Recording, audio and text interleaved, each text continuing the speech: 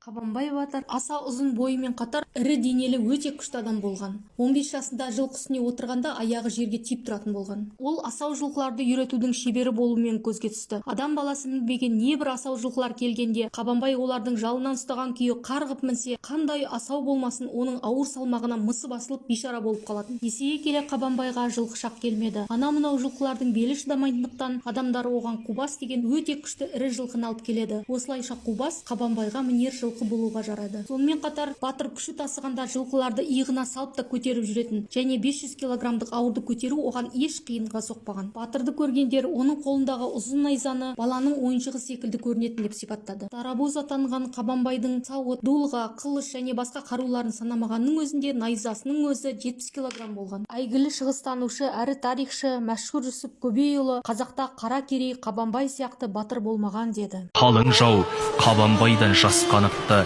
талайы жеңіліп жер жастаныпты. 60 жыл аттан түспей ер Қабанбай 435 соғыс басқарыпты. Арысым жау жақтағы қорғаным деп, намысым жел жақтағы орманым деп, дүниеге енді өзіңдей ұл тумас деп, бұқар қарт қоштасқанда толғады көп.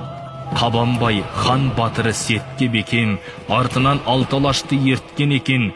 103 рет шайқасып жекпе-жекте жауынан бір жаңылмай кеткен екен. Бәйжігіт қара керей қанат жайған, руы орта жүзде болды найман. 1770-тің маусымында өтіпті Сарыарқада соңғы майдан. Басынан бас сардардың өтті жалған, дүние-ай бір алдамшы бізден қалған. Соғысып соңғы мәрте Сарыарқада, сол жерде ер Қабанбай дүние салған.